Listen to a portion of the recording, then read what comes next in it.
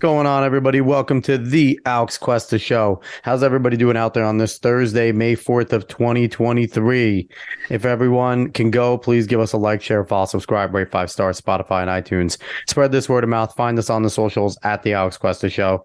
I said that because I looked over and I saw that David was still here, and I was disappointed and hoping that by the time I got through that spiel, he wouldn't be here, but he just doesn't go away. I'm like a leech. Stay on. Worse. I said like, but that's, it's down talking. So no.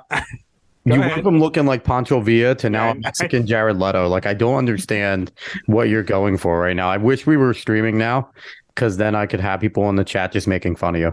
It's a very 90s look.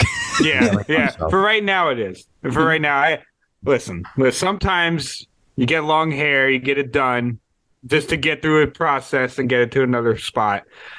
Also, could be going for sponsorships. I'm perfectly fine with taking Bud Light. I will get the money. I will do whatever I need. David Mulvaney. David's getting ready for his Christian Mingle profile. That's what he's doing right now. That's for the Christian Mingle right there. Or you could do like Lotus Eaters and just throw you on like Black People Meet, and like Date Whites Only will be your profile. Like that'll be what you do there. It's funny. David Mulvaney seems like a more fitting name for him than it does for the tranny. I don't know why Dylan Mulvaney. Something about the last name Mulvaney doesn't give me like tranny vibes. It doesn't sound like someone's fabulous, you know. It certainly does it. So, well, before we get into the show, last week's show, we had Epic Mike on. We kind of completed the arc of the Epic Verse. He's a co-founder of the Epic Verse, member of Geeks and Gamers. Great show. Talked about, a whole bunch of his inspiration, why he does it, how he got started with writing and everything. Him and Josiah doing awesome stuff. Looking forward to Epic Verse. Go back and give that show a listen. I'm going to do the corny thing and say the May the 4th be with you to everybody for Star Wars Day. But we are going to do not Disney Star Wars. Fuck Disney Star Wars. Only pre-Disney Star Wars, Force be with you. For Disney Star Wars can eat a dick. I hate that stuff. So pre-Disney Star Wars, may the Fourth be with you. If you like new Star Wars, I don't like you anymore. So I don't know. Well, maybe we won't. It is strong, but it deserves strong things. But this week, we have a fun show ahead, as we always do. You heard the guest already. He's Jose Galison. He's a member of the Tower Gang. What's going on, brother? Oh, not much, man. Just ready to shoot the shit with you guys. Should be fun. Absolutely. I kind of wish we had video right now, because like your wall in the back is awesome. All the things that you have, all the Funko Pops that are now in landfills, they're great. Everything looks good behind you. Yeah, no, it's funny. I do get like mixed reviews. It's everyone's like, "That's dope," or like, "Look at this faggot with all his Funko Pops." Well, I know if Matt Walsh was on here, he'd be like, "You're a degenerate for liking comic books and anime and manga. You're just going down the path of Marxism." Because Matt Walsh, I don't know. I'm not a Daily Wire guy. I don't know about you, Jose. Yeah, I don't know. I had my period of time where I was big into that, like forever ago. Yeah, I mean, I don't know. I guess they're a good stepping stone, but if that's where you stop, it's like, what are you doing? Personally, I mean, I don't know particularly you guys' politics or thoughts and stuff. I mean, I'm sure maybe we'll get into it, but I'm of the libertarian variety. I'm more specifically an anarchist, an anarcho-capitalist, agorist, right-wing anarchist. I could throw a bunch of different labels that apply to me, and but yes, I'm definitely not. But that was like, I guess, a path. I'm stepping stone along my journey to where I am is the Rubens, the Shapiros, the Crowders, like those type of whatever milieu, that area. That's kind of where I did go through there, and it's funny you brought up the comics. I actually think I'm of the opinion. I think comics are like a good thing. I mean, it just depends on what you're reading, but like I do think they are like a stepping stone to becoming like a reader. Yeah, like because you are reading comics and those pictures, but it's like most people don't just be like, you know what, I'm gonna read Solzhenitsyn right now. Like most people, like to get into it. As a young adult, I was like reading comic books, and once I started reading some of the more some of the better comic books, there's a lot of good comic books out there. Absolutely. Like Dark Knight Returns, stuff like that. Like once you start getting into some of those ones, that actually have like deeper themes. You kind of get sucked into like the original Civil War, the Marvel one, of Civil War and Infinity Gauntlet, and everything like that. Yeah, once you get stuck in those, it kind of like you get into like actual heady topics, and it brings you to other places. Yeah, and Dave and I, we're a fan of G Prime. We're a fan of George Alexopoulos. You see Gooseberry Pie behind me. That's his children's book. We ordered his in Razor Fist. Ghost of the Badlands, a Western. But it's like we support that whole thing. We're big manga anime nerds about comics, so it's just stories. Like y'all read Berserk? Y'all read Berserk? Absolutely. I'm so sad Miura I'm not died. caught up, like, but so I've read a decent amount. Yeah, I'm not caught up too. I'm caught up. I think I think I got up to like the volume 9 of like the big mega volumes they're putting out, like the nice leather-bound ones. Yeah. It's funny. It's like I was saying to David, it was years ago when Miura started putting out like 2 to 3 chapters a year. And it was for a long time. If you're a Berserk fan, like you got 1 chapter a year, you enjoyed it. And then he put out 2, and then the following year he put out 3. I should have known that something negative was going to happen because he never did that. And I was saying to Dave, I'm like, this is Christmas. And I think it was like August. I'm like, I don't need anything anymore. I got my 3rd chapter of Berserk. I was pumped, but yeah. So we're into that. So I want to ask you, Jose, what, for people that don't know, what is Tower Gang? Who are you guys? What do you guys do? Give us a kind of a rundown and plug yourselves. I want people to know and go find you guys. Yeah, Tower Gang's, I guess you can just call us an offensive comedy podcast. I mean, not that any of us are particularly comedians. It's just mostly a group of guys that kind of goofing off and joking around together. I mean, most of us, I guess, a little bit more than half of us have our own individual shows. It's a group of like 6 guys. We kind of joke that it's basically a group of 5 and one kind of shows up every now and then. But we have, if anyone saw my appearance at Timcast, I was with Reed Coverdale. He's the one we always joke that like never shows up, but he's he works a ton of crazy hours, a real super duper blue collar guy, always driving truck, so like at this period of time he's working a lot, so he doesn't have a ton of time for the show, but every once in a great while I'll pop on. But yeah, it's me, Reed. Reed has his own show, Natural Escapist, which is kind of taking a back seat lately. I think he'll probably come back, at some point once it fits his fancy to start doing it again. But me, Reed, Clint Russell, who has his own show, Liberty Lockdown. Yep. Then there's Top Lobster, who I guess I said over half of a show, but for some reason in my head I always include Top as having a show, but he doesn't. He has I think he's like talking about starring in his own show, kind of in the conspiracy, kind of almost like a Sam Tripoli type vein of show is like I think is what he's trying to do. I mean, he hasn't started yet, but he's more like a merch guy. Like he does a ton of art. He that's kind of like why we have a pretty decent production over at Tower Gang, because of all the art he's done. I mean, he does all art for all our individual shows as well. So that's kind of what he's known for, being the art guy, but he's also a co-host of the show. And then we have a guy that we call Fat Dave or Cole. I mean, you can go with one of the two. Like there's a story behind the Fat Dave, which I won't bore you with it. And then we have Toad, who's another individual and neither of them have a show. That's kind of the only show they do. But yeah, it's just kind of a rough group of guys. It became a thing during the peak COVID lockdowns. I think a lot of people started getting like really online. That's when I started my podcast around that time too. And so like we kind of started targeting around like in the early days of my podcast, probably before episode 50. I'm somewhere between 200 and 250 right now. Nice. So that's kind of when we came together. The name Tower Gang comes from, there was a period of time, I don't know how involved you guys really are on Twitter, but there was a period of time where Twitter was really popping off, like peak COVID. And I think there was a lot of angst, a lot of people get on there, and a lot of people just like hating the establishment. And there became this thing where we kind of figured out a way to hack the algo. It kind of was like this organic thing that happened where people started creating these things called towers. Mm-hmm. And there was like group chats that would form around it, and they were called Tower Gangs. We had a point where we had like multiple Tower Gangs that would coordinate with each other, and because there was like a max limit of people you could have in a group chat, but it was something insane like 70. But even then we would have like 2, 3, 4, 5 group chats coordinating each other, and like whenever we had like a big tower, it'd be like, all right, we'll contact the other gang and we'll kind of coordinate on this one. And it was just like we'd almost like just be putting out hits on establishment figures, and we'd be like the most notable one I think was we've done a bunch, but there's like we did Megan McCain, Daddy's in Hell Pork Chop, and it's like the idea is like what you do is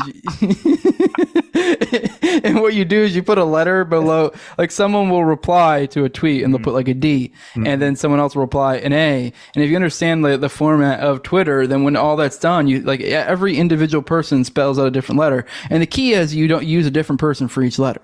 And you're not supposed to repeat. And by the end there, if you look, you can scroll through the thread and it just spells out one letter at a time, Dies in Hell Pork Chop. And it was like a great algo hack because it's just the way it's set up. And it makes sense. I think since then I don't know if they found a way to suppress the algo when it comes to towers, but it's just not the same anymore. It doesn't get the same traction. But at that time, it makes sense because, like, you know, if you have a long thread that creates engagement, I can understand why a tech company would be like, oh, this indicates a lot of people are creating replies, creating a lot of buzz. We're going to up this in the algo. And so it was this way that like 300 follower accounts could like get, I don't know, huge blue checks or like so huge the funny thing journalists to be like they actually see it and be like, what the hell? I just love how leftists have their little gay hashtags that they do and they go and attack like people. And what do people on like the right inside do? Troll the fuck out of people to get popular. Like it is just absolute, like the left can't meme is a great hashtag because it's true. Like all towers were just gigantic memes. Like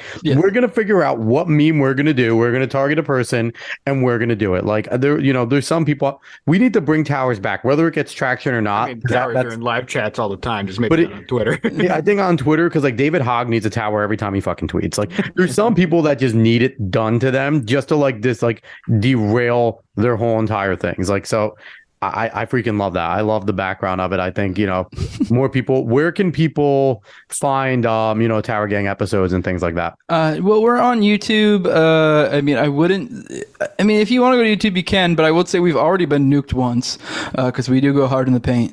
Really hard. And so we've been nuked once. So I would suggest people go follow us on like Rumble or like Spotify, because we actually have the video enabled on Spotify, so you can watch the video on there. That's dope. Not bad. Yeah, surprisingly, I think our best numbers are on Spotify. It's weird. I don't understand it, but I think it's probably. Don't say it too loud, because in the Spotify leftists are going to be like, "Take it down! What are we doing?" Yeah, but I don't know. I guess I think it's a function of us being nuked. Why our Spotify probably does so well, because that's a consistent place to do it, and because of the video that we have there. It's kind of a more video-oriented show, but we are on all the major audio pockets as well. If you want to listen to it audio-wise, whenever I listen to the show, if I listen to it back, I do usually just the audio.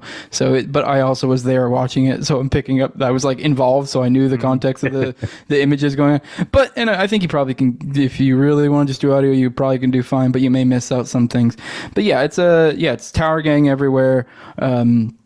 That's where you can find it pretty much. And like I said, we all have our individual shows. So I have the No Way Jose show. So like Tower Gang's kind of like my outlet for like offensive comedy. No Way Jose is just kind of like roughly whatever the hell I want to cover, and that's kind of why I named it No Way Jose as opposed to like Liberty Hour or something like that, because I didn't really want to like niche it down too much to be like, this is what I want to cover. I just want to cover stuff I want to cover, although that does tend to be, for me, the things that tend to be what's interesting me is like libertarian theory. I've done a bunch of live readings of books, so if you want to go like full series, if for some reason you just don't want to read and you just want to throw in a podcast and listen to someone read to you and then provide commentary throughout, that's the way to.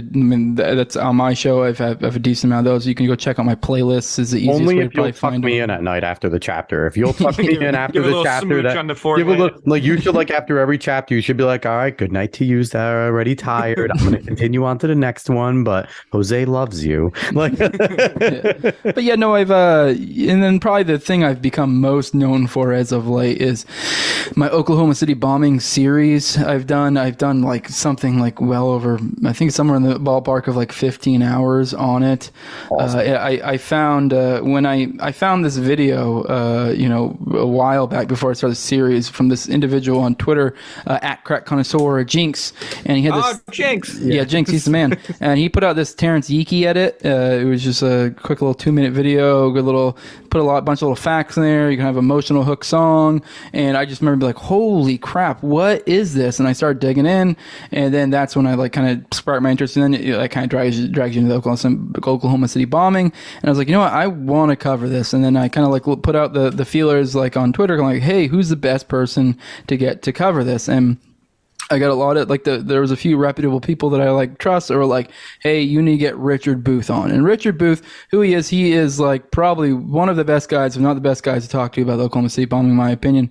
He is someone who's I mean, he admittedly says like I don't know if he's diagnosed, but he's basically a straight up autist, and his thing is Oklahoma City bombing. He spent probably somewhere around a decade collecting documents and has the world's largest public archive of Oklahoma City bombing related documents on the libertarianinstitute.org/OKC. So 2 things. I want to get more into the OKC bombing in a second. One, David has a theory about guys and autism, and this is a perfect time to bring it up. He believes that we're all autistic in some way, different levels. Like the male species is all certain levels of autism. It's just, it's just like, because what do guys do? When we focus on something and we want to become experts, that's obsessive, man. We're obsessive. And then if anyone takes us out of there, that's when we become assholes. That's when we're like, no, get the fuck away from me. I need to finish this. But it's like, and it's certain levels of autism. And I agree with David, because I think guys are very much like that. But the second thing, real quick, I want to comment that it's funny. I actually was talking to my wife about this just the other day, and it was like having the same exact discussion. And we were talking about like the difference between men and women, and I was saying, statistically speaking, men are far more likely to be geniuses. But my wife kind of almost like got like kind of like a woman. But I was like, whoa, wait, there's more. I was like, but women are far more likely to be polymaths, which a polymath is someone who's skilled in multiple fields. So women's brain tend to, I think, cover a broad spectrum kind of deal. Whereas men are much more like tunnel vision, one thing at a time. And so I was like, yeah, so basically you women are like, if anything, it's almost like a compliment to you guys. You're able to focus on like actual legit stuff that needs to be, whereas we're like, oh, cool. Like I'm really good at piano. Dig, man. We just go. Yeah, but that's exactly also why men are the equivalent of the guy who's like retarded, but he's like phenomenal when it comes to like the piano or something. Yeah. We're Rain Man. We are all Rain Man in our own way. But it's also like why husbands get pissed when we're focusing on something to do for that day, and then our wife starts to put up the shelf, and we know they're going to put a fucking hole in the wall. So we have to stop doing what we're going to do and go and level and put up that shelf, because we're going to end up fixing that hole anyway. So that's exactly why I have a theory, and it pisses my wife off, and it's funny though. But like, the theory is like women can multitask, right? And men can't. No, when you're married, women don't multitask. They just start a bunch of shit that the husband has to finish. That is what it is. So it's not that they can do it. They just know what the fuck they're doing. They start the things that they've been asking us to do forever, and we just got to go do it at that point. So there's that. So I want to ask, you were talking about your political philosophy, that you're more in the libertarian, anarcho-capitalist field. So you were mentioning a little bit how you went down the rabbit hole. Like you kind of went to like, it's not kind of fair to call them neocons, but they're certainly closer to the neocon-esque people with your Daily Wire stuff. And Dave Rubin was on the left. Clearly on the left, so I think he would certainly qualify. Right pipeline. Yeah, I think he would certainly qualify now. I think he's kind of landed in the closer into that neoconish area, maybe paleo-conservative area of there. But it's like, what ultimately brought you there? And if you don't say Ron Paul, we might be fighting. I guess by extension, it was sort of Ron Paul in a certain sense. I'll say it wasn't directly Ron Paul. I was aware of Ron Paul. I do like him. I think he's a great guy. But it was really Dave Smith. I kind of went down that rabbit hole. I started to get into, like we mentioned earlier, like the Daily Wires, Ben Shapiro. Well, I guess that's redundant there. But you know what I mean? Yeah. The Rubins. And I would say Shapiro is a neocon personally. I mean, he's a neocon light. But But yes, he I kind of started going down those roles, and then I think I started getting to like Rogan, and then I think from Rogan, I want to say I don't remember if this is right or not, but I feel like I found Dave from Rogan, but I might be wrong. Yeah, exactly. And so Dave Smith, and then I kind of listened to him for a long time, and like we were talking about earlier with comics and like kind of getting into reading, I was big into comics. I'm not as big now. I don't really read as much as I should. If anything, I'm still way too sucked into other stuff. I'll be reading, so like right now I'm reading a book on the OKC. There's always some other, like my friggin' laptop that I'm streaming from right now is literally on a stack of books that I'm supposed to get around to reading. But every once in a great while I do have to take a break and be like, I've read way too much heady stuff. I just need to take it back a little bit and read some like Berserk or some other like comic or something. But yeah, that's kind of what brought me down the road. And then Dave Smith on his show, he always talks about the book Anatomy of the State. Anatomy of the State is, and I finally got around to reading that book. And Anatomy of the State is what, like, really it lays down all, because I've been listening to Dave for a while, and he would like occasionally point out this argument or that argument, and I was able to be like, okay, he brings up a good point here, but then fall back on this other thing and fall back on this other thing. But once you read Anatomy of the State, it just completely is a complete breakdown of all those different things. So I'm not able to like kind of flip flop, that is what sucked me in. It's funny enough, I actually ended up getting Dave Smith on my show, probably my actual most viewed episode ever. I tell you. Although now my OKC series is catching up to it.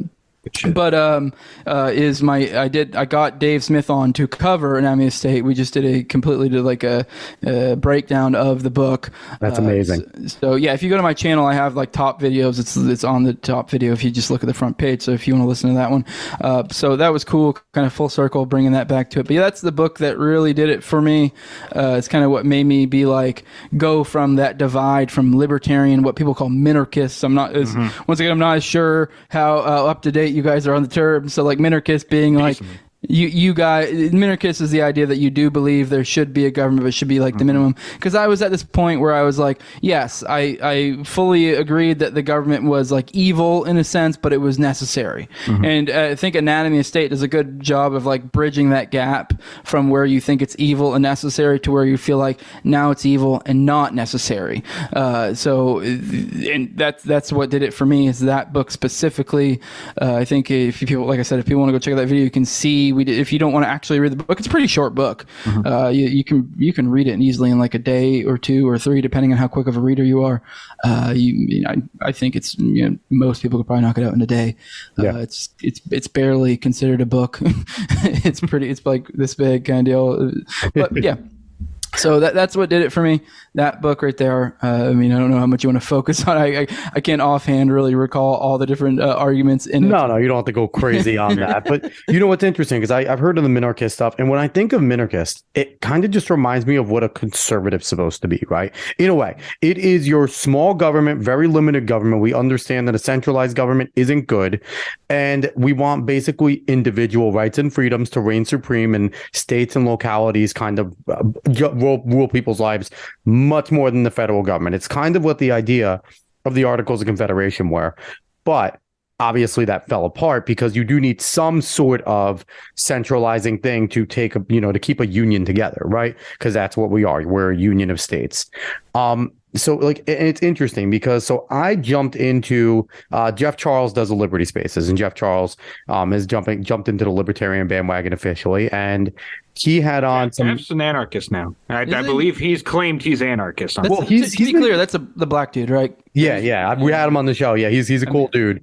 Not that I'm saying it, like, I was trying to picture in my head. I'm pretty sure I knew you were talking about that. Yeah. If Jeff listens, and I just lied. I didn't mean to. I'm pretty sure he's claimed he is like basically fully an anarchist. Jeff has been going into a political crisis, and I understand, because he started off on the right, and he's seeing all the dumb shit that comes from Twitter conservatives, and I think that might be part of the issue, is that he's on Twitter so much, and the Twitter conservatives do not represent conservatism. I consider a lot of those guys post-conservative, if we're going to be quite honest, because they've gone so far away from what it's supposed to be.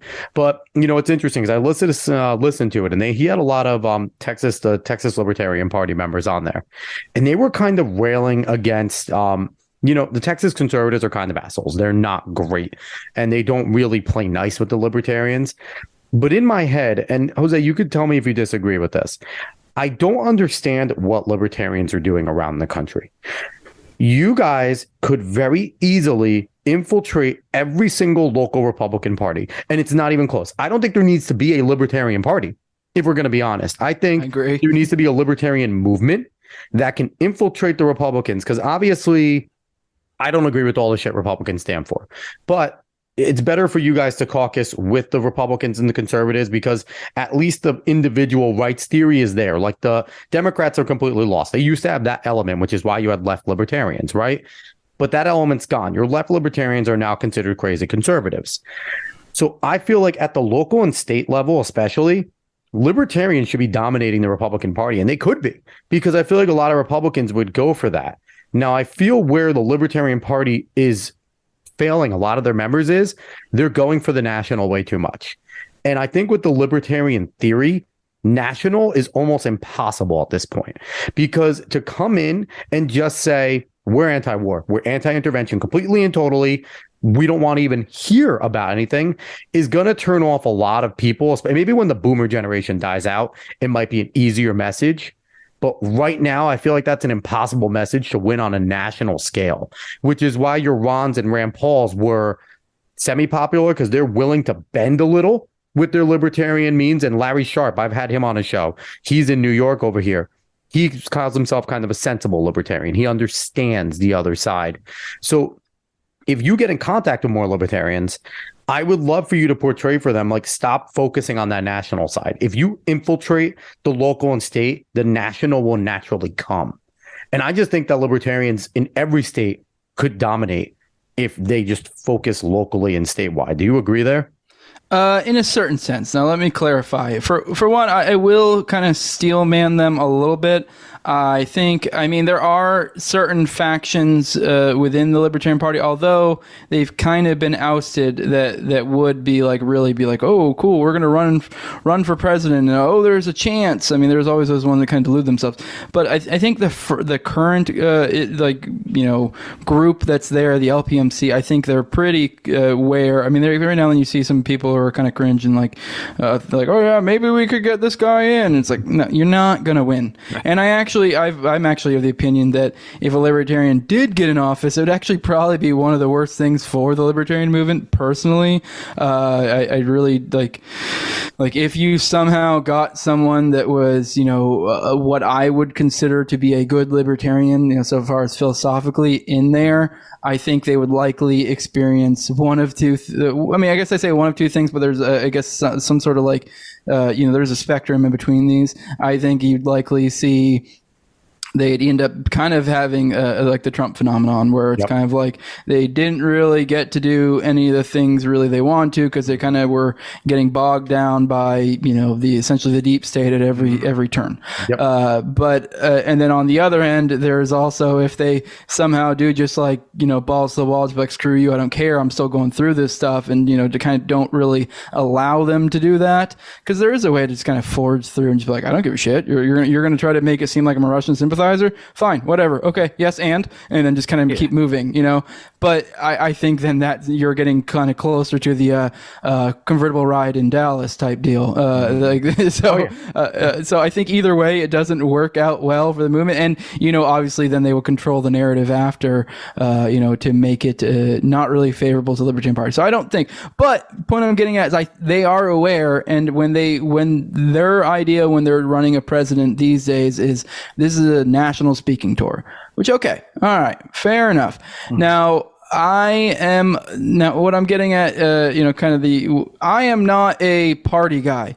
Even that term I threw out earlier, agorist, that typically, we can go deep in that, but generally speaking, there's a little bit more to it than what I'm about to say. But generally speaking, the agorist crowd, one of the most notable things about them is they typically are not big fans of going the political route. And by that, I mean, obviously we're talking about political stuff, like in a sense, in the idea of like a political philosophy.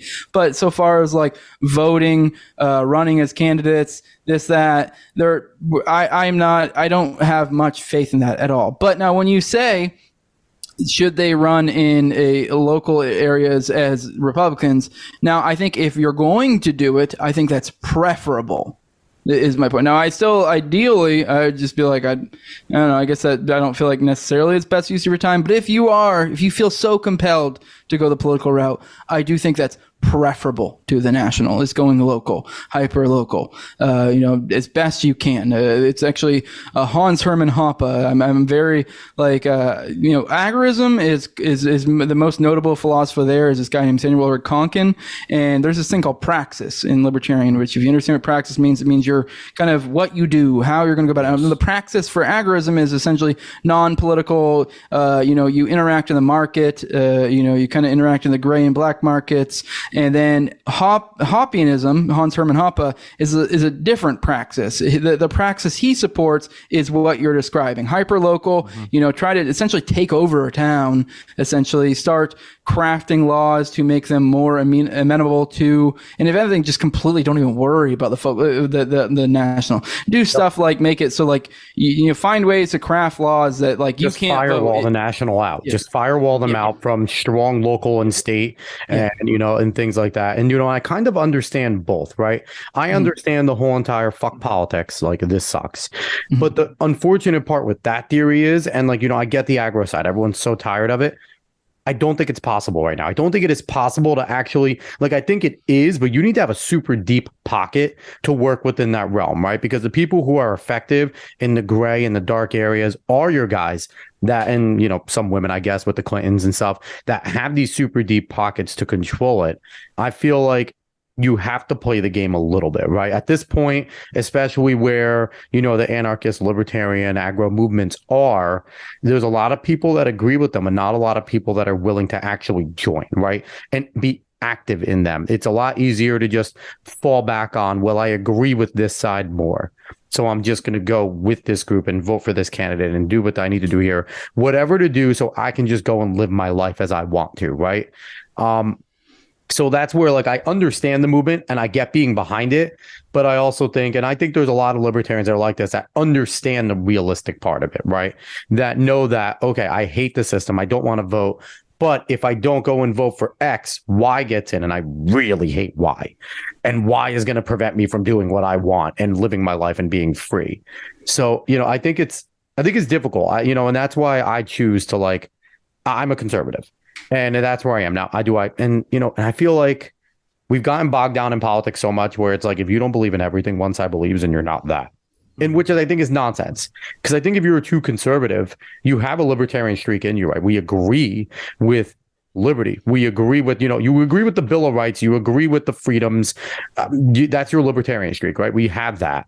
And you also agree with small government. Now, I think where we differ is, like, I agree with the standing military. I agree with, legitimate defense reasons, right? Not my oil. I don't want to go to war for my oil. You know what I mean? Like, there's stupid ones, but I think there's legitimate reasons for us to get involved in things. And I think that's where we would defer from the libertarian and anarchist side to what a conservative would want.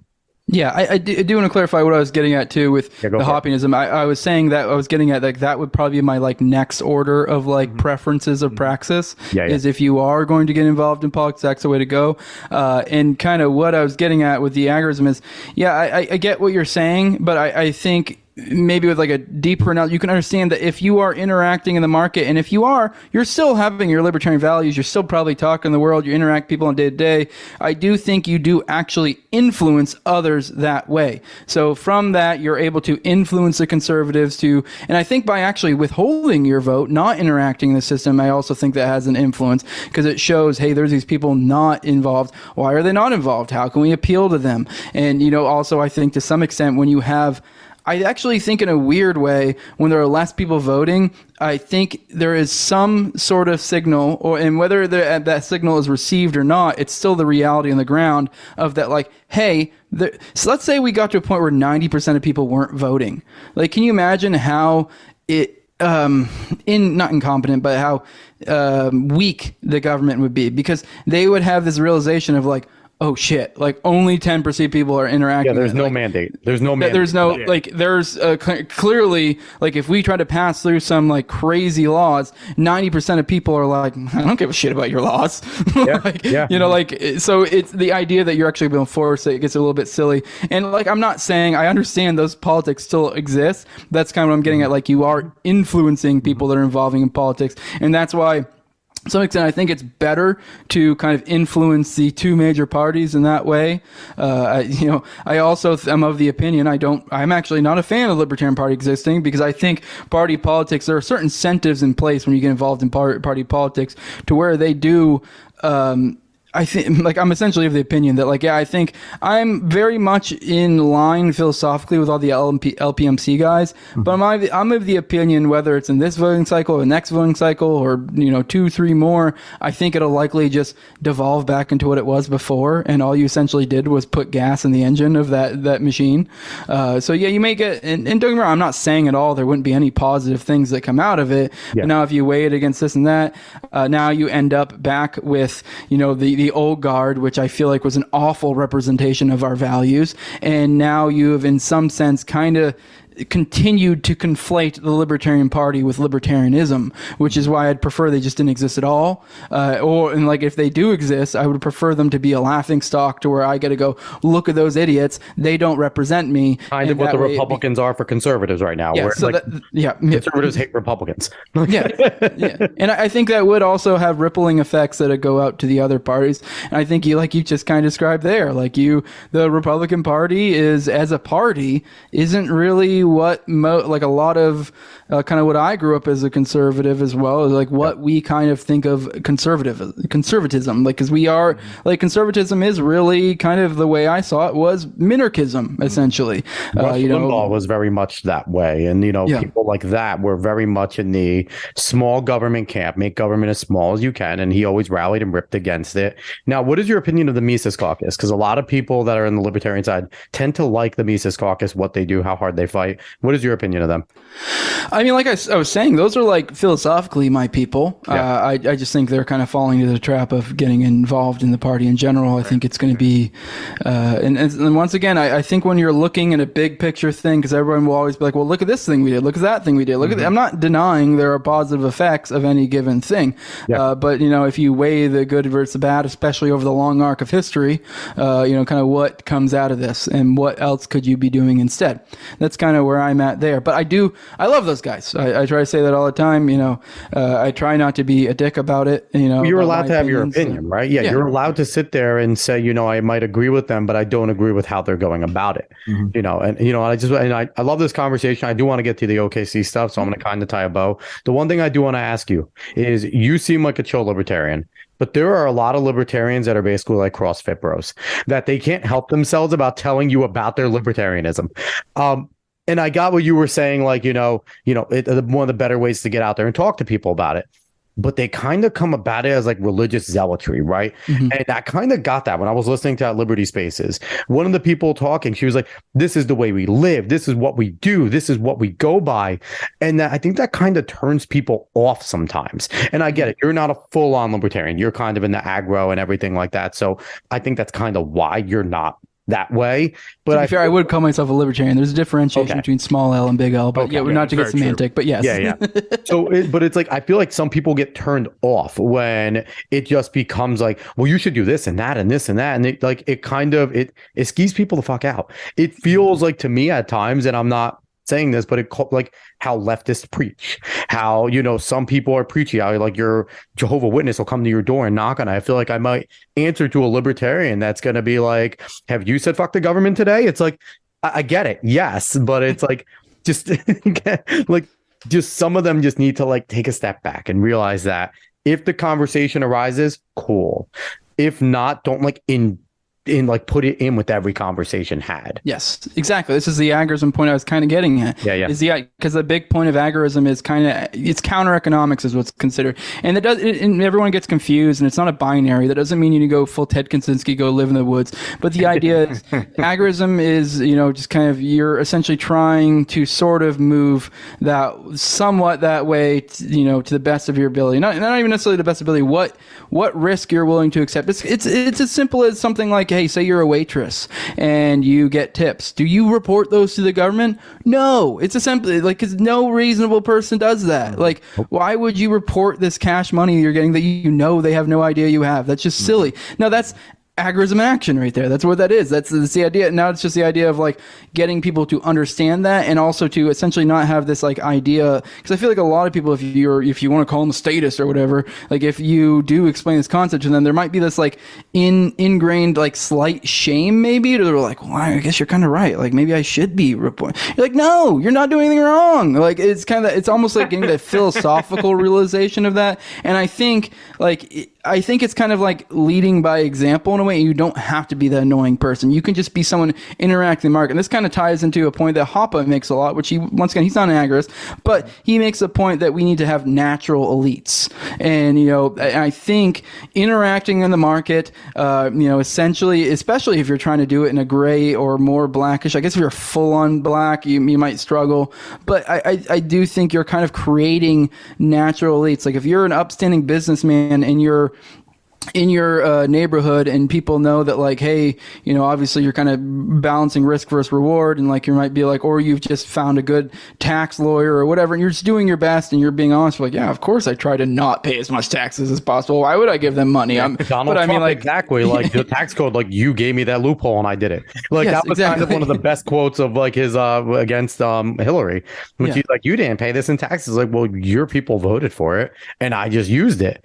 And I thought that's kind of similar to what that is, and I like that. And I like that. I think that's certainly something. So, I hope anybody listening, if you had any questions, and if you do have any questions, go message Jose. He's really responsive. He's dope. Yeah. On the live reading series, I've done Konkin when it comes to agorism. I've covered pretty much all his major books. I think he has like some smaller essays out here and there, but he has 3 major books that he's known for, and I've done live readings on all 3 of them. So if you are interested in it, you can check them out. Some are more shorter than others. And I'm still in the midst of doing a live readings on one of Hoppe's books, which is a bit longer, Democracy, the God That Failed, because the whole thesis of that is that like democracy is nonsense, and it actually makes a point that monarchy is preferable to democracy, but anarchy is preferable to monarchy, is kind of the idea. So it's kind of a fun argument, because a lot of people just blows their minds where you're saying a king is better, and like, yeah, let me tell you XYZ why king is better than democracy. And I know a lot of people go, well, constitutional republic. I'm like, okay, how is that constitutional republican working? Is it turning into a democracy right now? I mean, constitutional republic, like, if we're going to be honest, it's just democracy with more steps. Like, let's be real. Listen, well, it depends, because it's man perverted it, right? So it was the people. So this is one thing, we can get into this a little, because this is the people, we got fat and happy, so we didn't protect what it should be. Because in theory, it worked just fine. And a lot of it went down when I think it was the 16th Amendment. Senators stop having to report. It was the 19th, personally. 19th, yeah. Good thing we're not monetized or anything important. But no, when senators had to stop reporting back. Oh, wait, he has a point. I want to hear more about that one. No, I unironically think we should repeal it, although I don't think it'll ever happen, because and this is kind of ties into the whole democracy point. I don't think anyone has a right to vote. That's that's a positive right. Yeah. And so if you're telling me that I could somehow magically with the push of a button take out the largest voting base that also tends to vote the worst, I'll do it I'll do it in a minute. I'll do it without even thinking about it. Yeah, I mean, there was something to having rules for voting, right? And if you're not getting, if you're not profitable, if you're not adding something, why the fuck should you have a say in how this country runs? But I digress there. But yeah, either way, I think this was a great conversation. We're gonna have you back on. We're gonna talk more about this and kind of go into this more. I gotta make you spurg real quick. You said constitutional republic's great in theory, but it got perverted by man.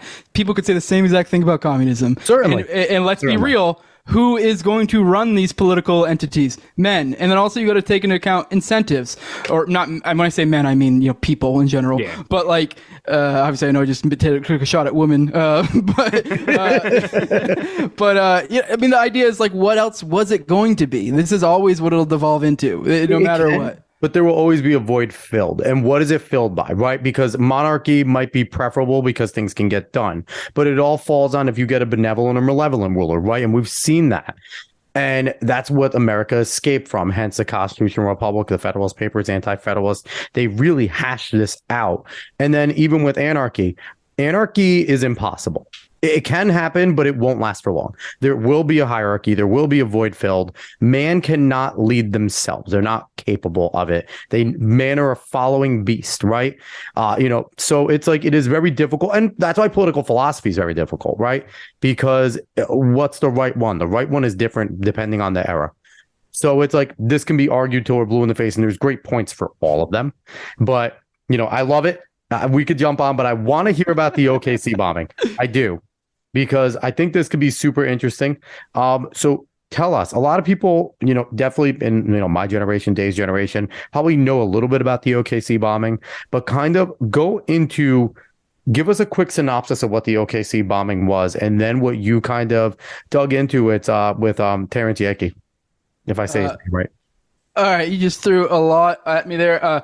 What the Oklahoma City bombing is, because, I mean, you asked what it is. It was on April 19th, 1995, a truck pulled up to the Murrah building, the Murrah Federal building in Oklahoma City, and, 2 people got out, which is a key point. But officially, one person got out, the lone wolf, Timothy McVeigh. Although then a lot of people push back and say, "Oh, lone wolf." There's Terry Nichols. All right, Terry Nichols took on a supportive role. Wasn't even there during the bombing. He more just helped with communication simulating, bombing components, stuff like that.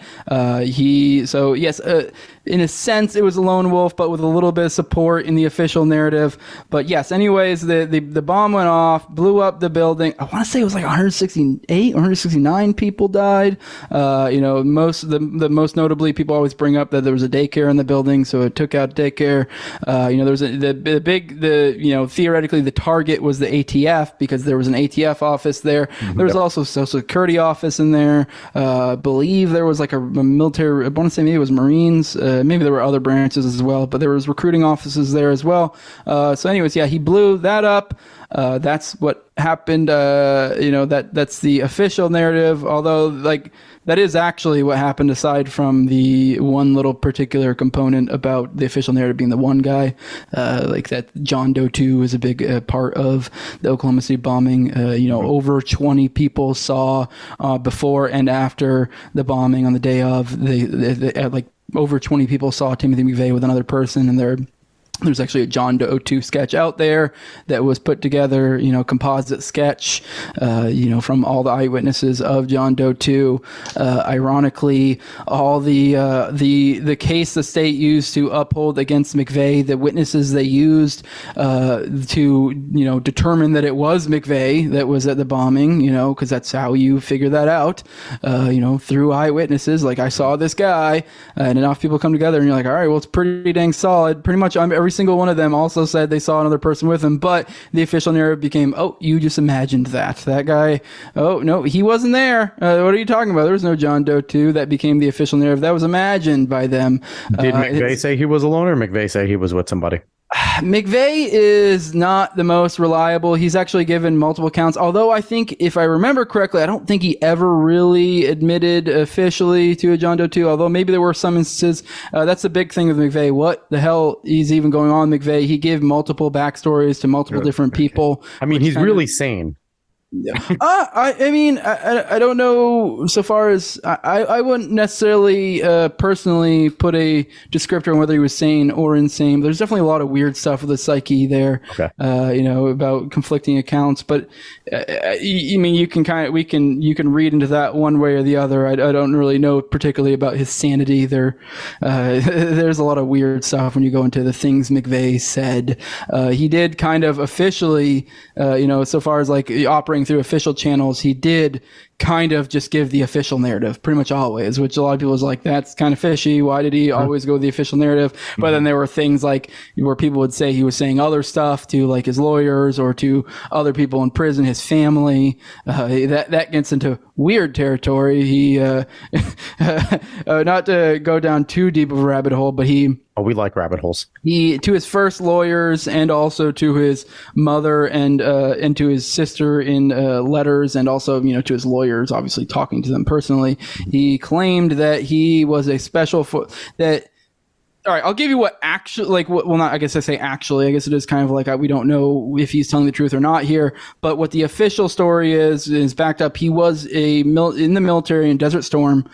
He once he got out of there, he went to go to special forces training and failed. That was the stories. They failed. It was due to having, and this is a story he's given as well, to different people. There was issues with his feet, which, I was actually active duty military for 11 years, and I did go through, I guess something you could almost call special forces training. I failed out as well. And, we were rocking with 70 pounds on our back for 10 plus miles in the wilderness and stuff. And I can tell you for a fact, if there was issues with your feet, that actually would be a problem. I want to say it was actually Forrest Gump, where they say one of the best things is fresh socks.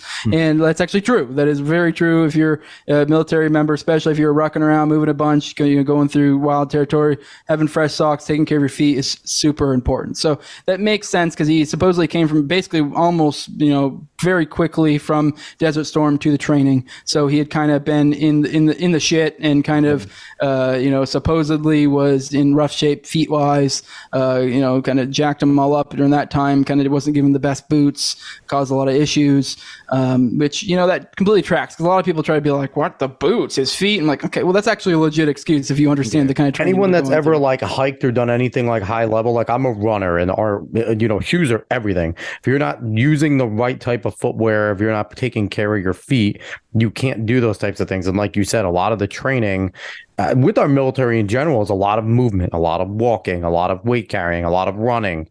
And I get it. If you're not wearing the right stuff, and a lot of things can go wrong, shin splints will cause your muscles to tear off your shins, and a stress fracture, plantar fasciitis, like all these things that, keep the best athletes in the world out of sporting events for a long time can certainly end your training and cause you to sit out. And if you have to sit out, then you're not there anymore, so I get it. That's a legitimate excuse. That's not a, oh, he's making shit up. Like if you're an athlete, never suffered through something like that, like you understand, or a military member, like you get it. That is legitimate. Yeah, but what I was getting at with him is he also said to his first lawyer and to his I almost said wife, but his mother and sister, and I believe also other individuals claimed that the people that he was in prison with made similar claims that he said to them, that what happened was he... instead of that actually happening, instead of him filling out, what they did is they pulled him aside and they said, hey, due to whatever reasons, you seem to be, someone who has an aptitude for what we're looking for. We want you to essentially be kind of like a covert ops type thing. We want you to do things along the lines of help with drug smuggling operations for like off the book stuff, which anyone who goes into these deep parapolitics type stuff knows that is a thing that happened. Look at it like Gary Webb, stuff like that. The Fed boys, that is a thing. They will do drug smuggling to create funds for off the book funds essentially. And just look at it's not surprising the Feds would do this. Look at what happened with Gretchen Whitmer in Michigan with the guy doing that. All the things we're finding out about J6, but how many actual federal agents were involved. So it's not, and anyone that doesn't think that these types of things go on is extremely naive. Our military is always looking to get the leg up somehow, and they're not on the up and up with everything. And again, so it's not surprising. And again, a feasible thing. It is feasible and believable that could be a thing. Yes, and especially once you start going deep into the OKC bomb, there's other things that make it seem. I don't want to overstate the claim and say that there's any solid proof. But when you start seeing some of the other actors involved and other things going on, it makes it seem like, okay, it's a possibility. But another thing he said is not just the drug smuggling. Also, he was saying that one thing they wanted him to do was, go back home, essentially make this claim that he, failed out. That was the official story, and to start inserting himself into militia movements, stuff like that, kind of become create a name for himself there, embroil himself.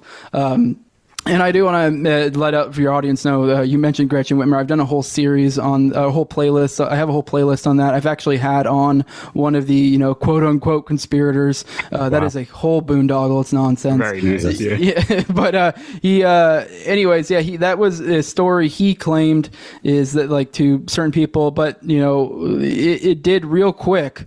Show it real quick is he, started singing the official narrative to official people essentially. So, we could go keep talking on that thread if you want to, but that is a possibility. I would suggest people go check out my series because we do definitely dive deep into all the different possibilities there. Other things that make it seem like maybe that's reasonable.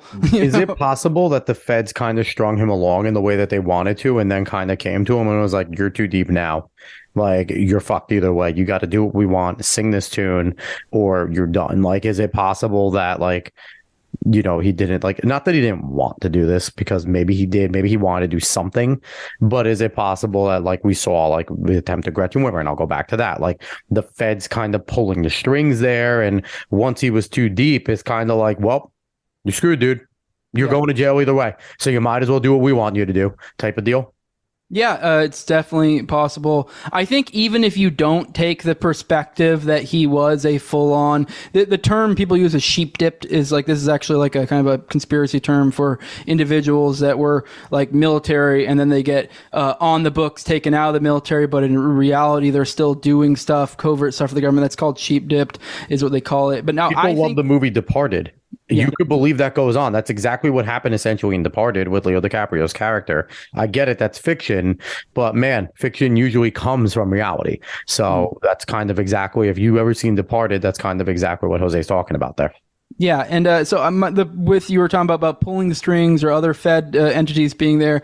I think even if you don't take the perspective that he was sheep dipped and he was just say some legit white supremacist figure, because he was hanging out with white supremacists and stuff, I do think that at the very least, maybe you could say they weren't pulling the strings, but they had infiltrated the groups that he was in. There were ATF informants. There's FBI connections, there's CIA connections. It goes deep. There's actually SPLC, so then probably law center connections. While those are less sinister, I genuinely think they actually were just kind of infiltrating white supremacist movements because of SPLC, and that's kind of, they so happened to be there. The most up and up group in the country, the SPLC. They're just stand up individuals there. Yeah, I'm definitely not like taking their back, but so far as like if I say they're informants, a lot of people might start crafting narratives like, ooh, what did the SPLC do? I don't know. Maybe they did some, but I'm not seeing anything strong there. I just think they just so happened, and it would make sense that the SPLC at that time would be. There's no reason to make accusations unless you have something to go by, obviously, not to just make fun of them. Yes, but there's a lot of weird stuff there. There definitely was, the feds had infiltrated it for sure, particularly ATF most notably. Although there were other, FBI people that seemed to be in the mix. There was an operation going on at the time called PATCON, Patriot Conspiracy. It was kind of like the inverse of COINTELPRO, essentially, because, COINTELPRO more targeted like the left. Yep. PATCON was going on at the time, was targeting the right. There was a PATCON operative named John Matthews who claimed he saw Timothy McVeigh in the ballpark of around 20 times at Elohim City. No, crap. I actually stated that wrong. No, it was the SPLC informants that said they saw, there was the SPLC informants that said they saw McVeigh there around 20 times. Glad I corrected that because that was wrong. But, the PATCON operative, he saw Timothy McVeigh with Strassmeyer, with another individual who, in this case, it's very like, whoa, what's going on here? He saw him with Strassmeyer at Elohim City. Strassmeyer is an individual who, I mentioned that ATF informant earlier. There's an ATF informant named Carol Howe, which she had infiltrated the movement. She was, for a period of time, she was dating Strassmeyer while she was informant. She actually claimed that she cased the Murrah building 3 times with Dennis Mahon and Strassmeyer.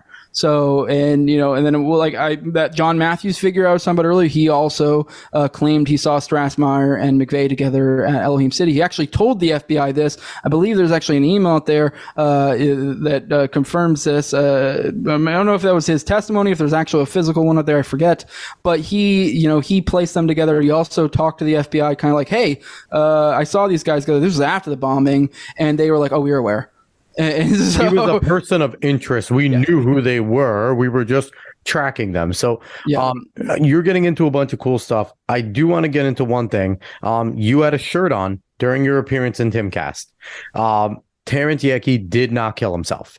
Tell us who's Terrence Yecke, what happened, and why we should be outraged and trying to figure out more about this.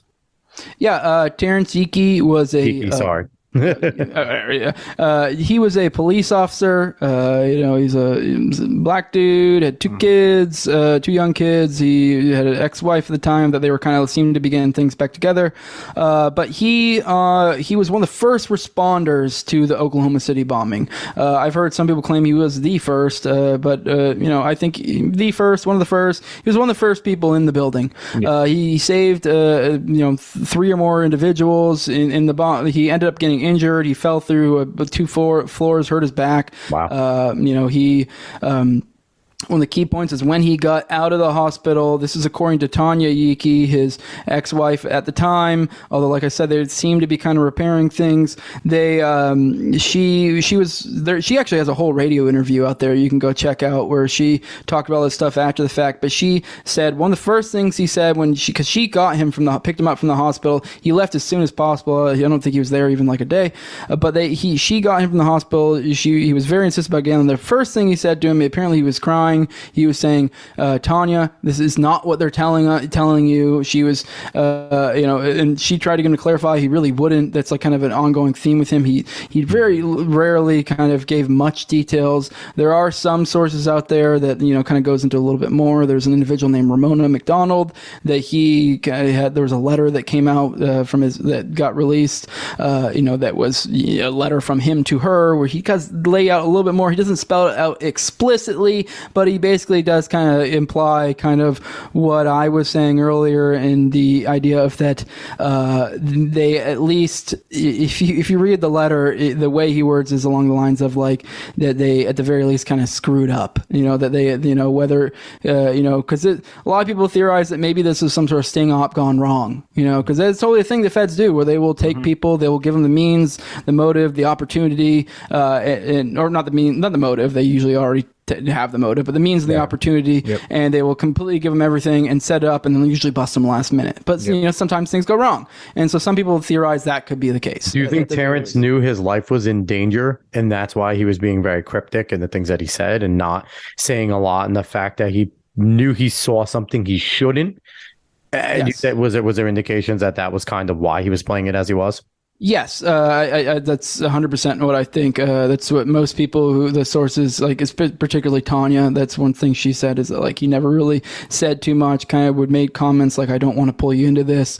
But yeah. Do you think Tanya knows more than she's leading on because she saw what happened to Terrence? No, I don't think she saw anything. What do you mean when you say saw? Like, so far, like in the fact that his death, and that, like, obviously, like, you're claiming that it wasn't a suicide. That's what they claimed. And so do you think that she knows more and is kind of pleading the "he never told me much" type of card to avoid herself? I think she did. So far as that, I think if she knew why, she would have said. Okay. Personally, if you listen to Radio Review, that's the impression I get. I think he just genuinely didn't tell her. I think he was of the opinion that, like, I don't want to get people I love involved in this because they could get hurt. I mean, there were other people I was talking to, like that Ramona individual he was kind of working with. So, I mean, other people who are already kind of on that track, he was kind of seeming to link up with a little bit. Okay. I think Ramona McDonald, she has been in the source in a article that came out in, like, I think like 97 by David Hoffman. She also recently in a CNN article that just came out where they covered this story. She was a source in that.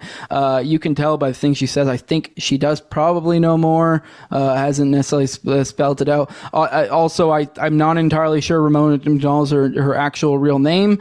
She, in the CNN article, they do say how she changed her name, and in the original David Hoffman article, she doesn't. There's not even a last name listed. It's just Ramona. So I do think she has her reasons for being anonymous. So I will say, for people out there that, like, okay, a lot of people can take that with a grain of salt and be like, well, I don't know, maybe the feds are messing with you or something. Like, there's a million reasons you could think maybe she's full of it. So I'm not saying at all she's like the end all be all for this, but there's definitely some interesting stuff that may lead to possible, what he saw or what he was doing. Ramona, go on, no way, Jose. Yeah, right. I would love Jose, come on, do it. I actually recently interviewed Stephen Vassar, who was one of Terrence Hickey's best friends. Wow. He also was a John Doe 2 eyewitness, and what else? He was also one of the fellow first responders as well. So I actually just recently had him on.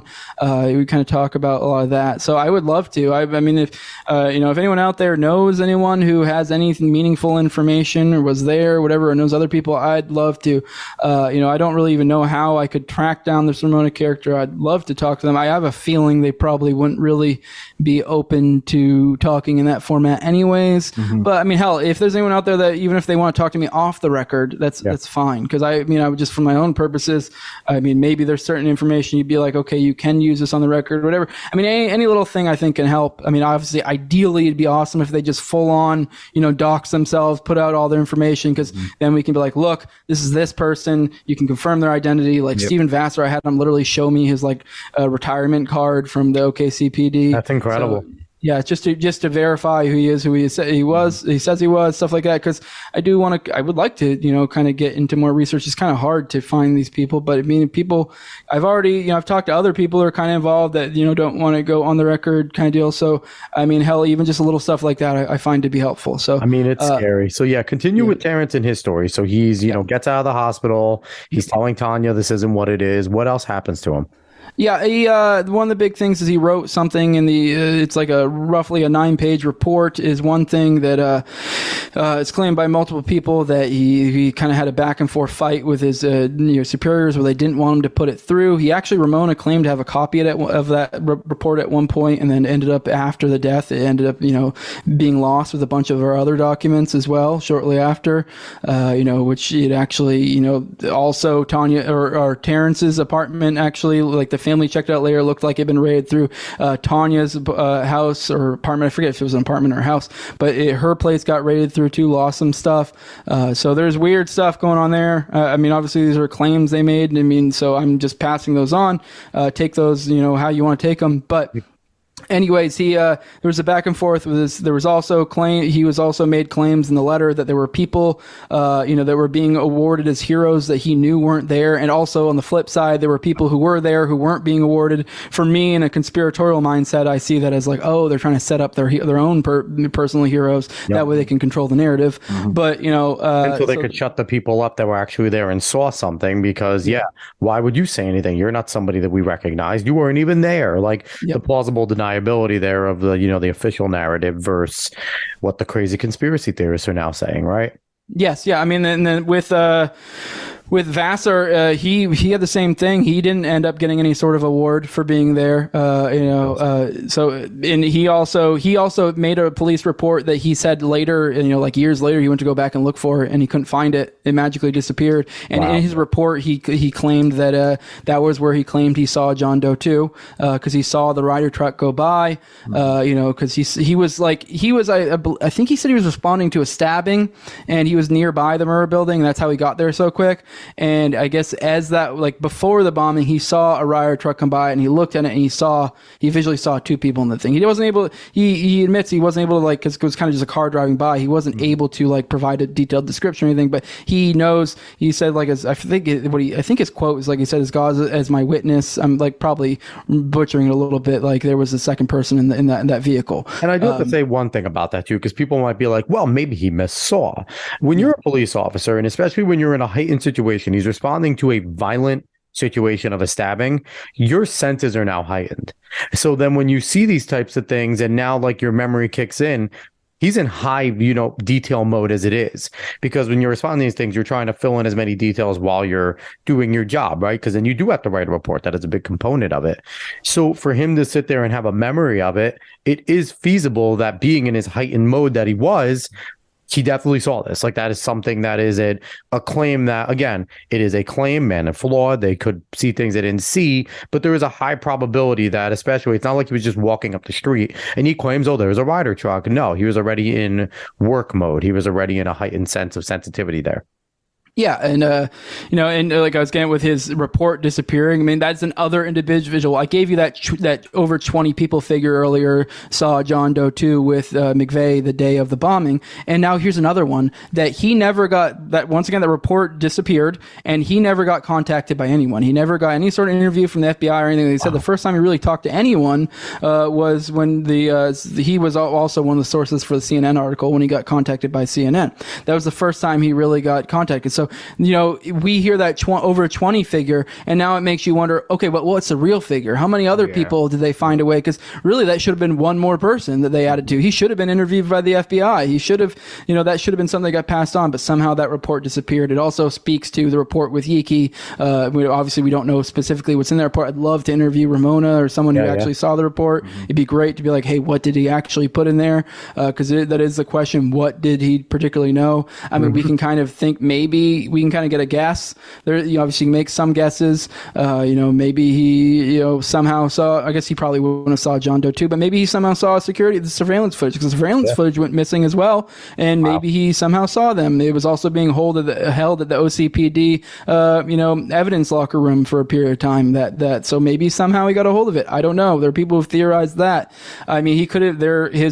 According to his sister, I believe it was LaShawn Hargrove. Maybe it was one of his other sisters, but I believe it was LaShawn. She claimed that Yiki made some comments about seeing stuff where it looked like the building had blown out as opposed to in, because there were claims that people think there may have been charges in the building, or alternatively, that maybe, because this is like, I don't know if this is technically the official narrative, but this is basically well known at this point that the ATF was holding munitions in that building improperly. So now, if you have munitions like tow missiles or whatever in a building and say a bomb goes off, it's not that crazy that a bomb would set off another bomb. So then you end up feasible. with secondary explosions. Yep. So I mean, even that puts pie in the face of the feds because now they're improperly storing explosive materials, and that cause further damage, essentially being responsible for, however many lives that additional damage, cause. So that could be a component. So it doesn't have to go to the full, what people might consider kook stuff.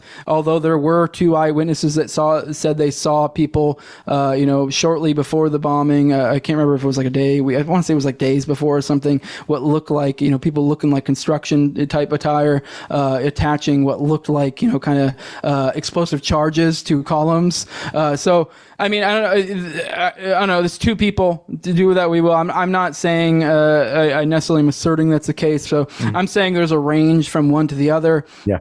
So, I mean, at the very least, it is there. The rescue efforts actually were called off. I want to say 3, but it might have been 2 times, because of bomb scares at the time, which later people attribute that to them trying to pull out those ATF munitions. But now we could speculate maybe some of them went off, and maybe that's something that Terrence may have seen. That's a possibility. So you got John Doe 2 possibility, you got explosions possibility. In that letter, he did claim he saw an individual named Lucas Franey, which I've been meaning to kind of like dig into, try to see, look into more into that name, see if I can find out more. I haven't really kind of tugged on that thread too much, but he said something along the lines of that he saw him calling in to kind of debrief what happened, and so maybe he overheard some of that conversation. I don't know. Until we see that report, it's hard to know exactly what Terrence means. Yeah, and the way it's written in the letter, I mean, obviously he's saying it to a friend he's probably already talked to about this stuff somewhat. Yeah. So it's like, if you were saying something to a friend that they already have the context for, I mean, it sounds like that's what he's saying, is that he was kind of making sort of debrief, and from that he extrapolated that they somehow, to some extent, were responsible. Now, whether they perpetrated it or whether they were just infiltrated the movement and they just failed to stop it, either way, that's bad. Certainly, that's not good either way. Yeah, so those are things you could see, but we can fast forward to it was about a year and a month after the bombing. He ends up dead. They find his car in an abandoned area, well, not abandoned, but kind of like off the beaten path type area. I think it was believed down like kind of dirt road. They found his car. It was covered in blood. The state the car was in, there was it looked like some of the side panels had kind of been pulled apart. The car had been pulled apart to hell. It looked like there was, I've seen someone claim that there were what looked like small burn marks kind of on the floor mats, which some people would speculate maybe they were burning documents of some sort, because it is known that like Terrence seemed to be collecting things. Kind of collecting documents, kind of doing his own research. So, if you found that stuff and you're trying to dispose of it, I think maybe they were just kind of getting 2 birds stoned, that's a possibility. Now, then they find that vehicle, and obviously from there, it was actually Mike Ramsey, who was a Canadian County Deputy Sheriff. He's the one who found the vehicle. And from there, then obviously now it's like, oh, we found this car covered in blood. Now we got to go look. And then they ended up finding the body, which the lowest estimates I've heard is half a mile. The highest was a mile and a half. I lean more towards a mile and a half, but I mean, I've seen claims half mile. The half mile figure I seen was kind of like claims that were made by the people who have incentives to make it a lesser amount. But either way, it kind of really makes little difference. This guy, they find the body. And you'll see why in a second. It makes a little difference. They found the body. He has his wrist slit, his throat cut. There were what looked like rope burns on him. Also, what looked like bruises from like handcuffs on his wrist. Kind of in a very rough. There were grass and dirt in the wounds, and then finally there was a bullet wound to the head, which it was at a weird. It was kind of like execution style. Yeah, execution style. It was at an odd angle for someone to shoot themselves. It was kind of like slightly backwards, coming. The bullet would have took a downwards trajectory. I'm trying to describe this because I know this is audio, so it's kind of easier to show. But like, it kind of downward angle. So like, if you go up and back from like the tip of your ear, kind of like in like that point in the back of your head type of deal to the bottom of your jaw, bottom corner of your jaw type of deal. That's so which is a Jose's describing. Very odd angle for someone to shoot themselves. And especially if you're shooting yourself and you're nervous as shit because you're about to commit suicide, you're not going to do like a bizarre contortionist angle with the firearm that, that's not, it's not conducive to what he would be trying to accomplish there. Yeah, it's like it's physically possible, but it's just a very odd. Yeah, I mean, if you're gonna, I can't understand why someone would kill themselves that way. And then additionally, there was it's a term. I'm no ballistics expert, but like the term I've heard, they call it stellat, STELLAT. Maybe some gun nerds know out there, or people who are into that stuff might know what that means. But essentially, what that entails is whenever you shoot yourself at point blank range, it will leave a very noticeable mark. It's very different than if you're further away. Like a burn, right? Like kind of like a burn in the area type of deal. Something along those lines, but essentially it's a way to be able to tell if someone shot themselves point blank. So not only would he not be shooting themselves point blank, he would have to be going from a distance. Now, how far that distance is, I don't know. I'm not saying that he got sniped or something, or even that it was like super far away. But the point being is that at the very least he would have had to hold the gun back. So now you're shooting from the back of your head at a downward angle, and you're also, you're also having to aim from the back. You know what I mean? Like, why are these federal agents not smart when they do this stuff? Like, why are they just not smart when they do this stuff? Like, at least make it look good. And I was just saying, I need to go back and rewatch my Dexter, because Dexter will probably talk about what a stellat is at some point, because that was a great show with him. Anyway, sorry, I digress. But no, anyways, that's how they found the body. And another little interesting note to keep in mind is this guy was sickle cell anemic. So, so obviously if you're to buy the official narrative, or, to buy the idea that he killed himself, then you're essentially, what you're saying is that he did extensive damage to himself in his vehicle, and then after somehow creating all this blood, because there was I believe that there was 2 pints of blood. They said he lost 2 pints of blood. So. And 2 pints isn't enough to kill you, but it's enough to, it's close. Like, I believe I read that the lowest amount, you can die from, I believe, 2.5 pints. You won't necessarily die, because there's like a range. That's a lot of blood to lose. And I want to make a comment here, because the claim it's a suicide, and to say he had, just let alone his wrist slit, and multiple times apparently, right? The slits weren't just like one. Yes. To be fair, in the police report, they said it was superficial, although there have been claims from different people. I believe one of the medical examiners said otherwise, and there have been other people who have claimed otherwise, that it was not superficial. But superficial or not, to slit your wrist, like your forearm wrist area, and then to have enough power to slit your own throat to kill yourself, I want everyone just go try and do a really hard forearm workout. And then try to grip something hard and do something like kind of needing some muscle to do, because people get scared about like slitting your throat. Like, you have to go through some shit in order to like really kill yourself that way. There's some bone there. There's some things there that you have to do. So in order to have enough muscle and enough strength to be able to do that while losing blood with your wrist slit that you're already in extreme pain over, I mean, that right there, besides all the, the cuff marks, the rope marks, the dirt, the shooting, that right there is very not feasible to be able to do all those things. Like, that's really difficult to do. Yeah, and so again, if you're to buy that he killed himself, that means he did all that damage to himself, and as a sickle cell anemic, which means he would I mean, I'm no doctor, but I'm pretty sure that what anemia is, like, you bleed more, and then I don't really know enough about sickle cell, but either way, like, losing blood is a substantial thing for someone that's sickle cell anemia. He was also a big dude, and so. The idea would be that he would have traveled at a minimum half a mile to go, and it was like through like rough terrain. There was like barbed wire fence between where he was at, the car was at, and where he'd be going. It's kind of like in, just rough terrain, kind of like semi-wilderness, if you will. And, kind of ends up getting himself in a ditch and then shooting himself in the back of the head. So, And even pulling the trigger at that point with the gun, with all that injuries, like your throat's already slit, your wrists are done. Obviously, that gunshot's going to be the thing that does him in because you can't do everything else. But he's now not being able to breathe because his throat's slit. His arms are in pain.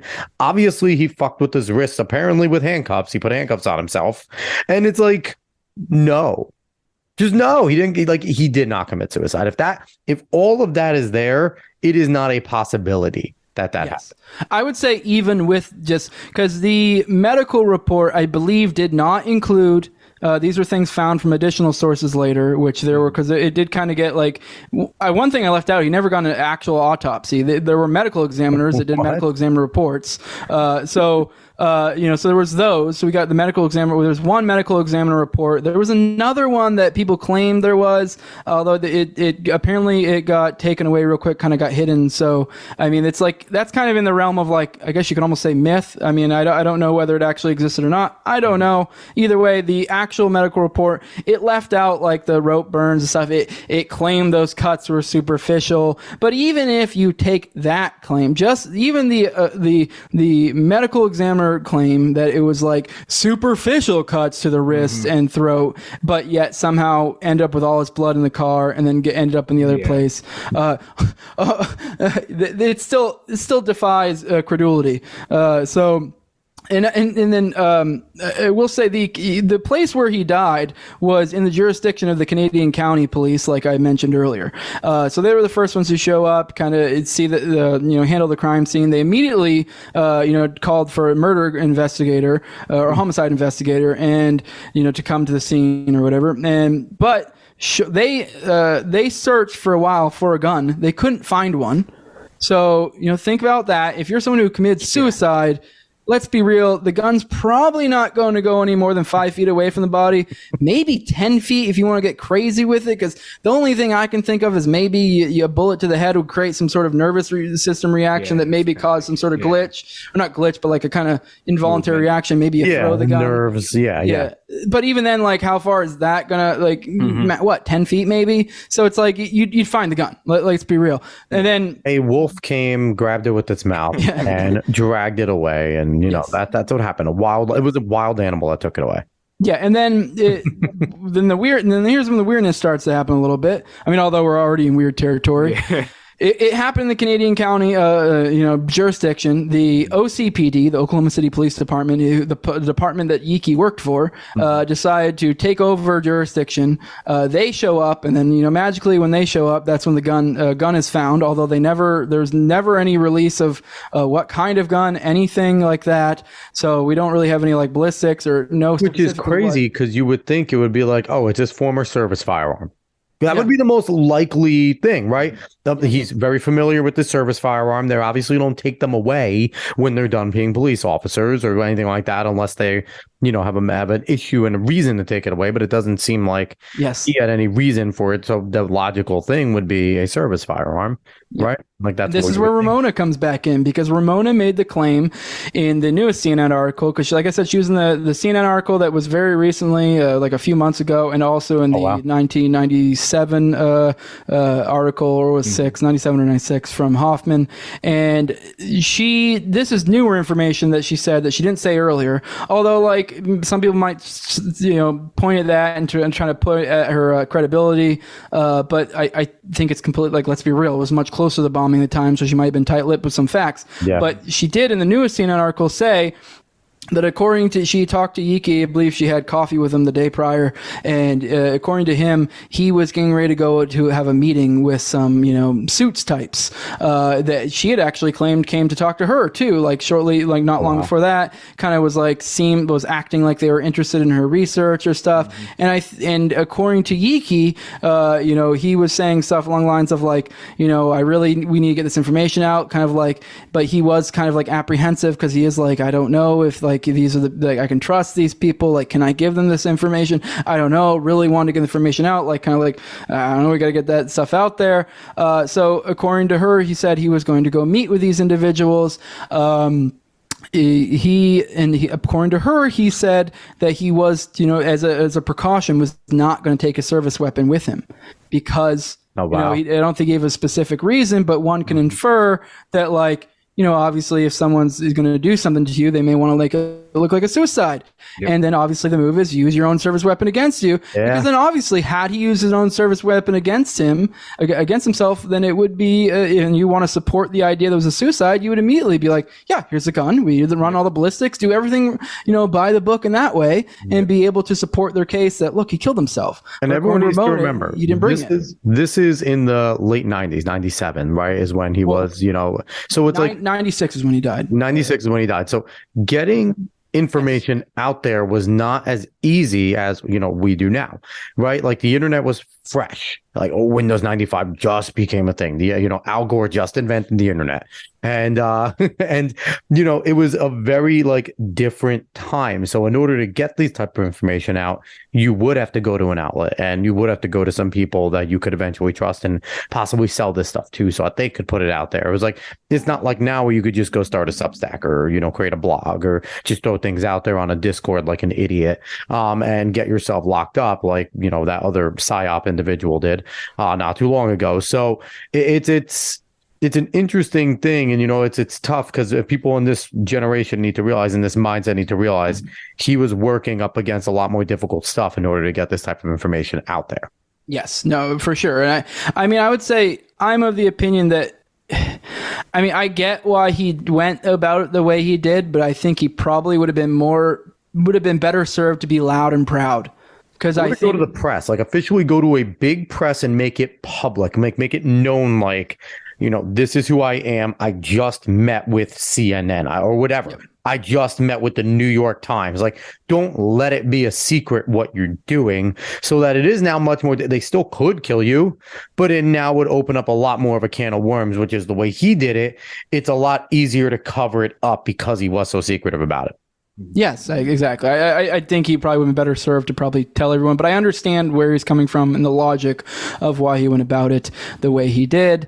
It also may have been one of those things where okay, well, I want to wait until I have solid stuff. So he may have been accumulating stuff. Yeah. He was like this Ramona individual we talked about is someone who was kind of had a kind of almost like a survivors group type thing that kind of slowly evolved into kind of also kind of like a clearinghouse for kind of pulling together documents and different research stuff. So they were definitely kind of working together on that kind of stuff because she was collecting documents as well. So, that he was working with people, but they were almost like kind of a semi-secretive group.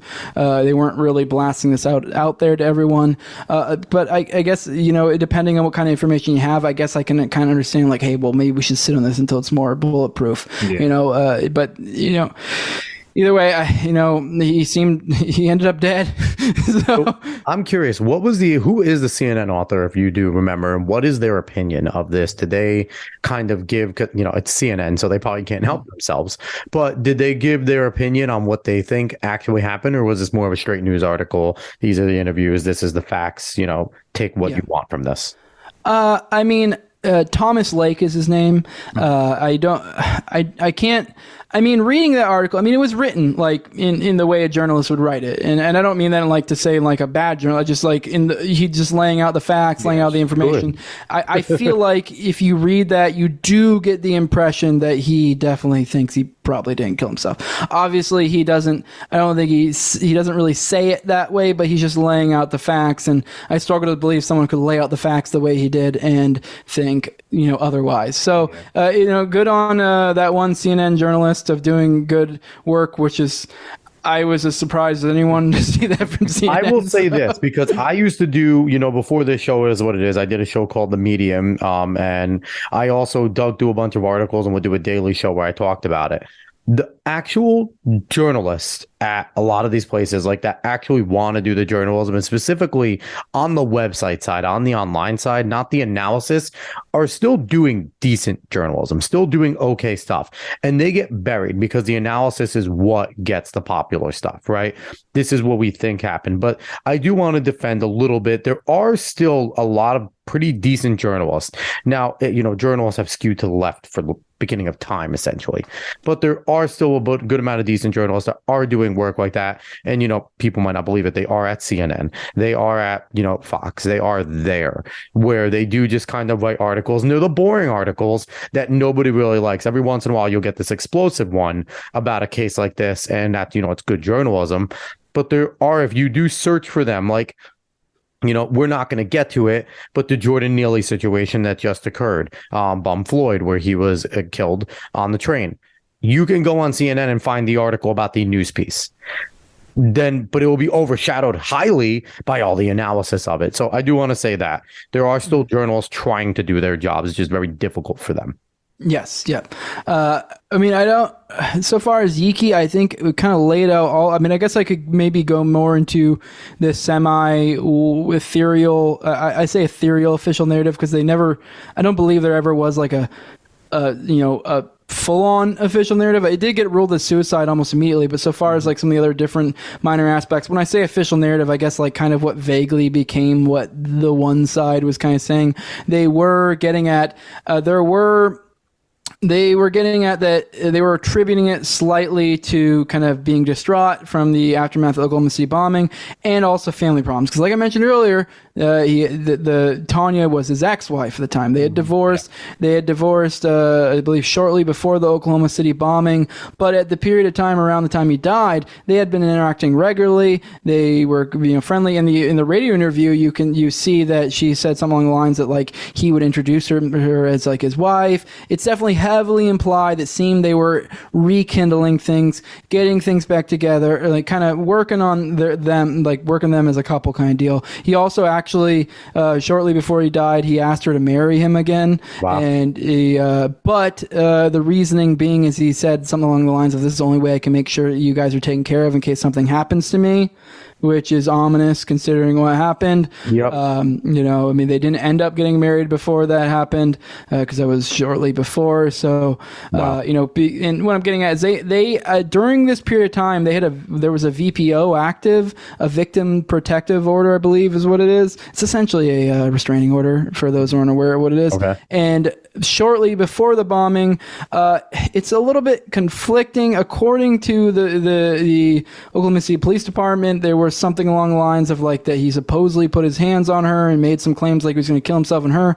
She did say in the radio interview she didn't claim any physical harm, but she did claim he made some like kind of like threats that like, and it was almost like she was alluding to maybe just kind of like was snapped under pressure type thing.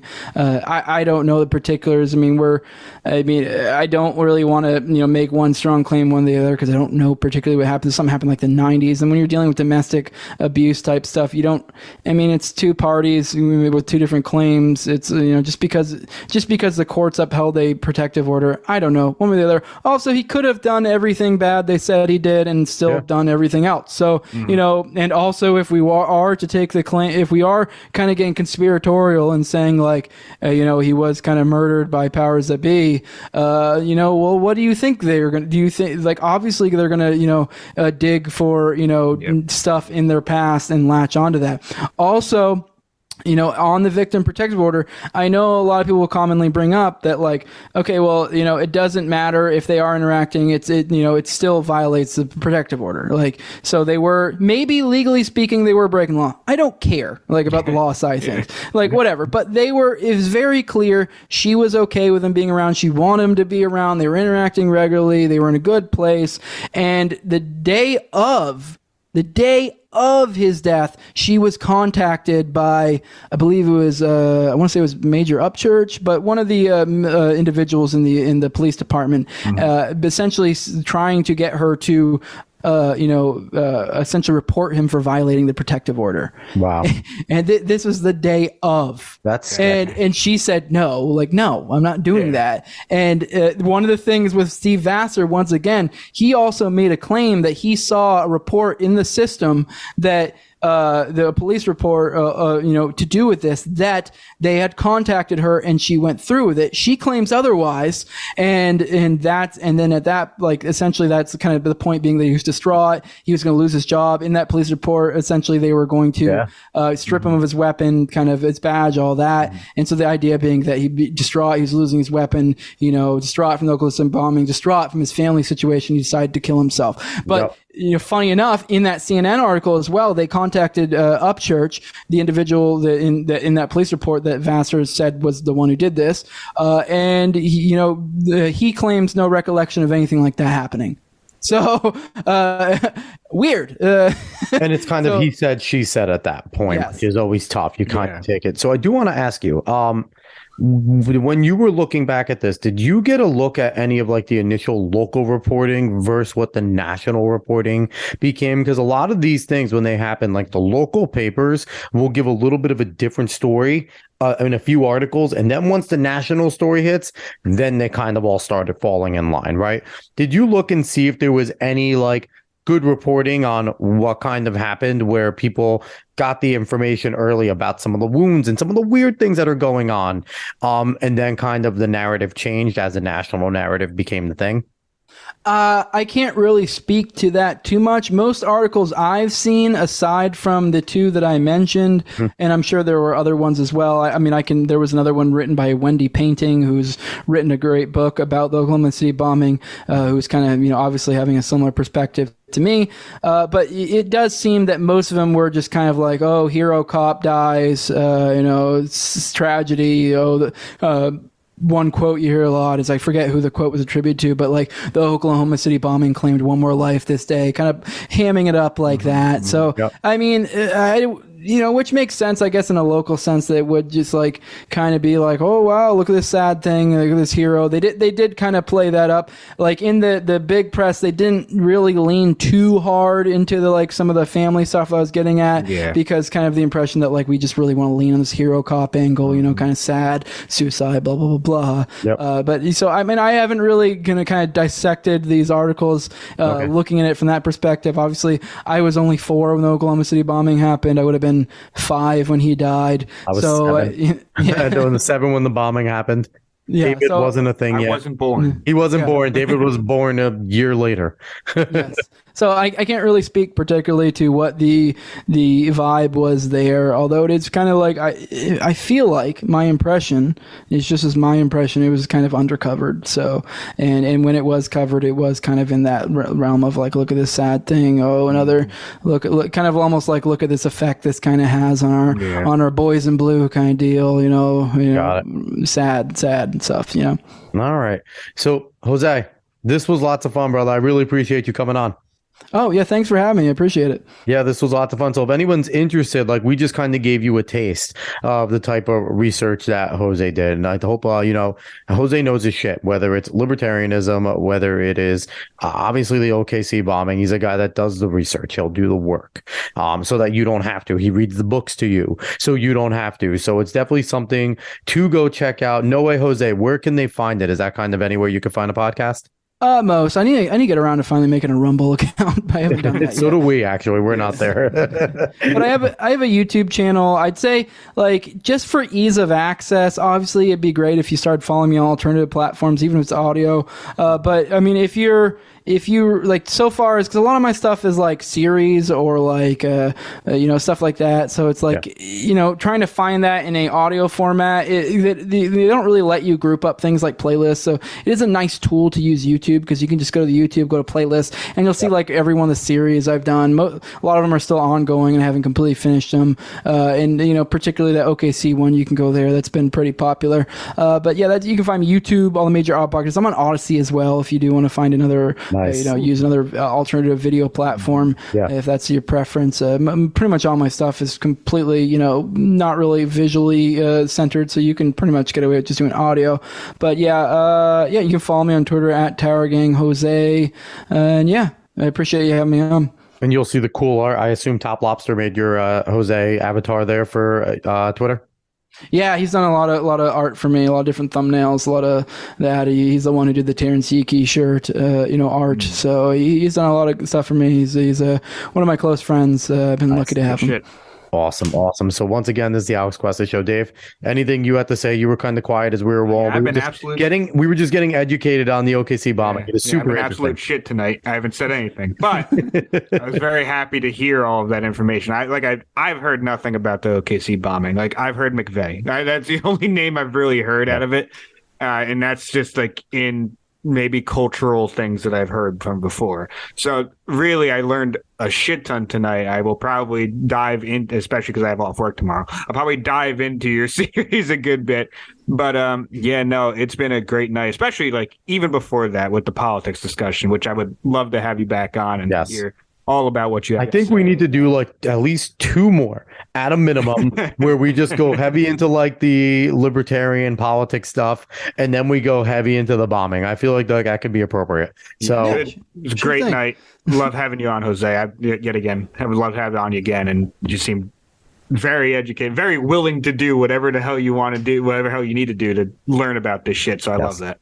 Yeah, no, I appreciate it. I try to do my best. I've been lucky to, being one of the benefits of kind of being a podcaster is like I kind of do the interview thing, and usually whenever I cover a topic, I'll usually either like with live readings just read the book itself, or with a specific topic, you're in a spot where, especially as your platform grows, you get to a point where you can just find whatever expert on given thing. Like with the Michigan thing, I was able to get one of the actual quote unquote conspirators of it, and I've also covered Duncan Lemp. I had his at one point. I had his wife. I don't know if you know the Duncan Lemp story. I had his girlfriend that was there when he died. That's awesome. With him. So that's another one I had to suggest people check out. Most of the stuff you can find, stuff like that. I've covered a lot of different stuff. Duncan Lemp, Michigan, a lot of anarchist content, a lot of live readings. The OKC. Got a little cover a little bit of JFK. I need to go more into that, but yeah, I got definitely a lot of good stuff for people to check out. I highly recommend go checking out the playlist and see what catches your fancy, or just scroll through the catalog. There's good and bad to come out of this. The good is I'm definitely going to go dive into it. The bad is I have 200 damn episodes to binge now, and 200 plus episodes. So, but again, Jose, thank you so much for coming on. Everyone, if you like what you heard, like, share, follow, subscribe, rate 5 stars, Spotify and iTunes. Spread this word of mouth. We have fantastic, awesome, interesting guests like Jose. Every single week, we're going to continue to do it. Go find us on the socials. Just go search the Alex Questa Show. So again, everybody, thanks for listening. We'll be back next week. So long, everybody.